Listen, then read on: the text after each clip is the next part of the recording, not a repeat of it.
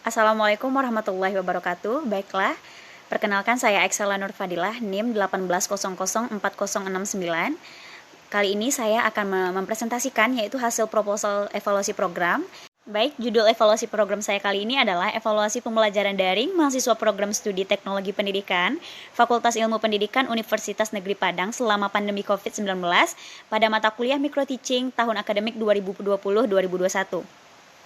Langsung saja, yaitu pada bab 1, di mana dalam bab 1 ini terdapat latar belakang, rumusan evaluasi, tujuan, manfaat, serta fokus masalah di dalam evaluasi.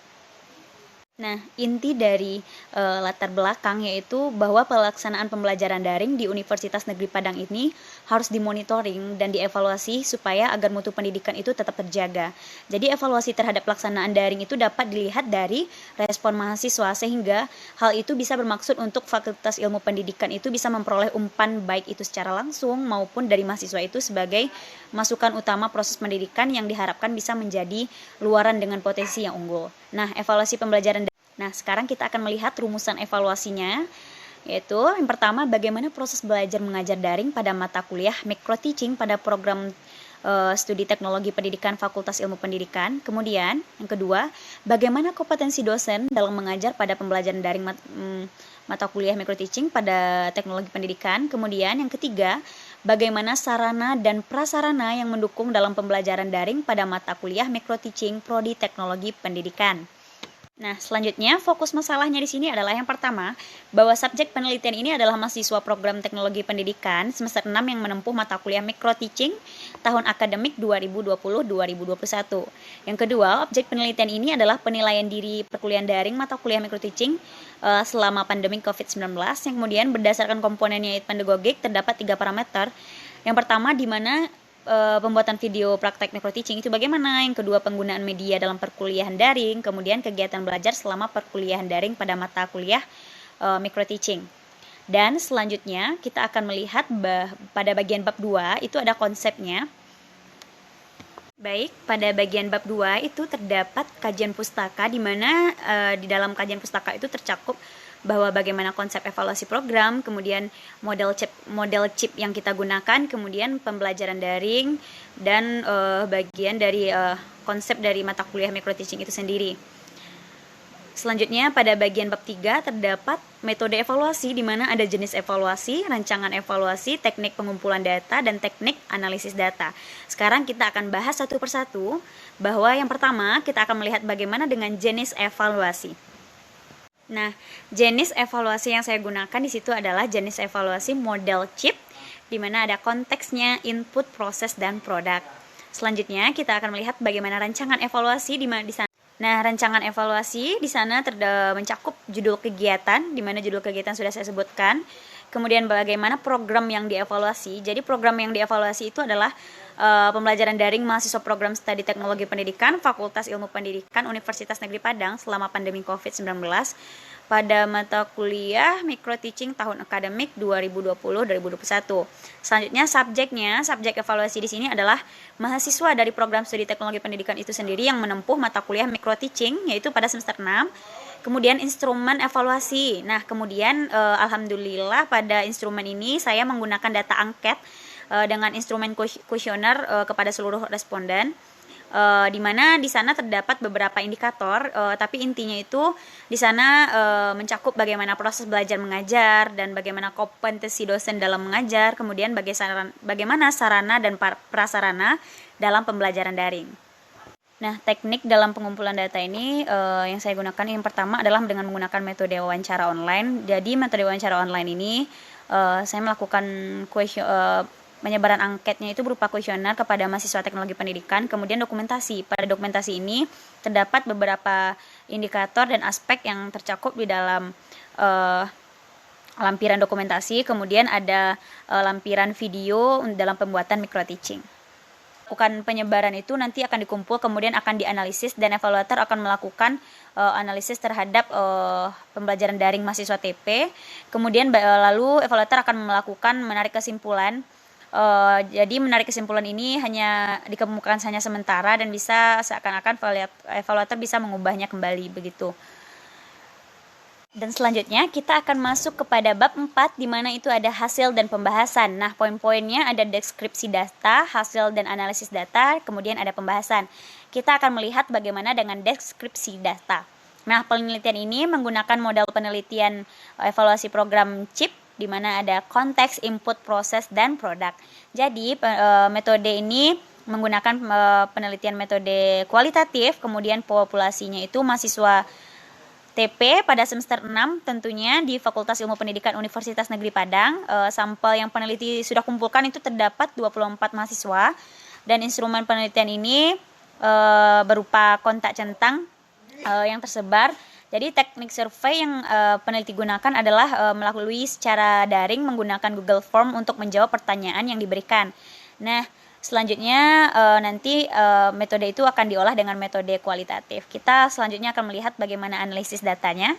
Nah, dapat kita lihat dari kuesioner yang telah kita kumpulkan berdasarkan tingkat keaktifan mahasiswa bahwa jadi mayoritas responden itu sebanyak 54,2% yang menyatakan bahwa tingkat keaktifan mahasiswa microteaching di dalam pembelajaran ini. Dan selanjutnya kita akan melihat kepada indikator yang kedua. Dapat kita lihat bahwa ketepatan waktu di dalam perkuliahan daring itu menghasilkan temuan respondennya itu sebanyak 41,7%. Nah, dengan ini kita bisa mengatakan bahwa kategorinya itu sangat tidak sesuai dengan harapan karena dikategorikan dalam kategori biasa saja. Setuju. Jadi bahwa pembelajaran daring ini menjadi tepat waktu ya, sama dengan pembelajaran tatap muka yang dilakukan agar proses pembelajaran itu terlaksana dengan baik dan efisien. Selanjutnya kita melihat kepada indikator ketiga bahwa pemahaman dan keterampilan ini digunakan melalui berupa video. Nah, selanjutnya kita akan melihat bahwa grafik kesesuaian materinya dengan RPS.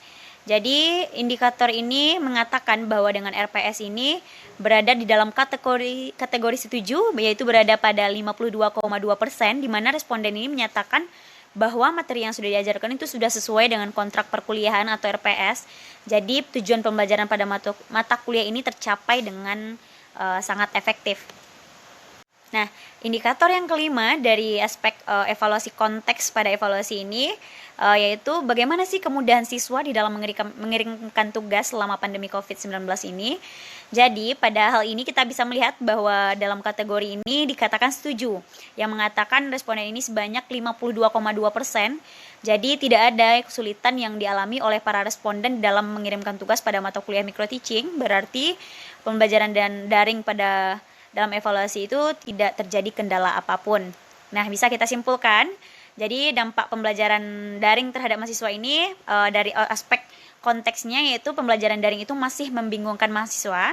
Yang kedua, mahasiswa itu masih menjadi pasif, kurang aktif. Selanjutnya kita akan melihat bagaimana evaluasi input di dalam pembelajaran microteaching, di mana di sana ada beberapa indikator. Yang pertama kita melihat indikator dosen memberikan kesempatan dari segi kompetensi dosen. Yang pertama kita lihat dosen memberikan kesempatan kepada mahasiswa untuk bertanya dan berdiskusi. Nah, dapat kita lihat bahwa jawaban dari responden itu sesuai dengan keinginan responden tentunya, yaitu dalam kategori setuju sebesar 58. Baik, selanjutnya kita akan masuk kepada evaluasi proses pada pembelajaran daring mata kuliah microteaching.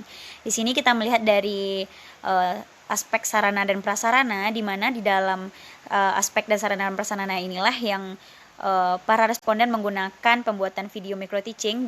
Jadi dalam kategori ini para responden menyatakan bahwa setuju, di mana lebih dari 50% bahwa responden itu agak mengalami kesulitan di dalam pembuatan video microteaching karena karena adanya kurangnya sarana dan prasarana. Hal itulah yang menjadi salah satu tantangan tentunya bagi responden yang mengalami pembelajaran daring. Kemudian kita lihat sinyal berdasarkan jaringannya itu bahwa responden mengatakan aspek sarananya itu sebesar 48,6% dalam kategori biasa saja. Jadi mahasiswa Fakultas Ilmu Pendidikan itu.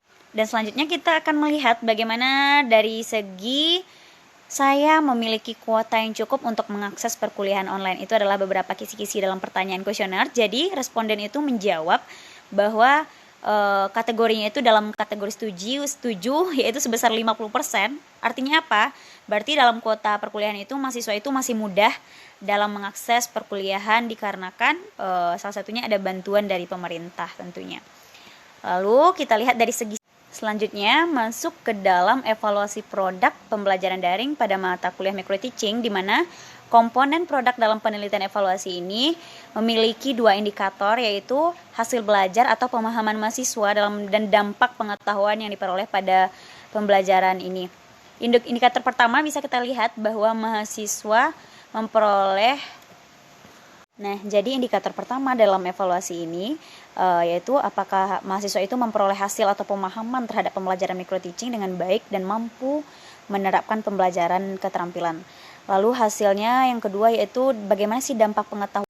Nah, kita akan melihat bagaimana pembahasan dari evaluasi ini. Jadi dengan hasil data, maka jelas bahwa ada hubungan pelaksanaan micro teaching ini pada program teknologi pendidikan pada 4 aspek, di mana yaitu ada aspek konteks, ada mempersiapkan perangkat pembelajaran itu dan masuk pada teori micro teaching dengan baik. Kemudian pelaksanaannya itu dengan memanfaatkan dari segala hal yang telah disiapkan melalui dan menghasilkan kriteria yang sangat tinggi.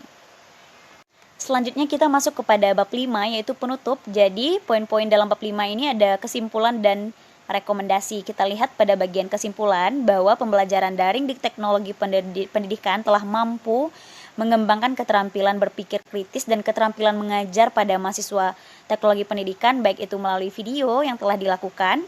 Jadi yang kedua, pembelajaran daring di TP ini telah dilakukan sesuai dengan tahapan perencanaan, pelaksanaan, dan penilaian yang baik oleh dosen pengampu mata kuliah ini. Yang ketiga, dari segi sarana dan prasarana, bahwa mahasiswa ini ada yang merasa bahwa masih dalam keadaan sedang dalam mendukung pembelajaran daring seperti adanya jaringan, kuota internet, serta laptop.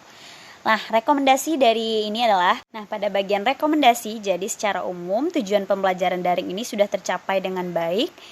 Walaupun ada beberapa kendala, maka upaya langkah harus segera ditangani oleh seluruh pemangku kebijakan dalam hal ini, terutama pihak perguruan tinggi, yang mampu menghasilkan mahasiswa yang bermutu dan memiliki keterampilan mengajar sesuai dengan keterampilan micro teaching yang telah ada.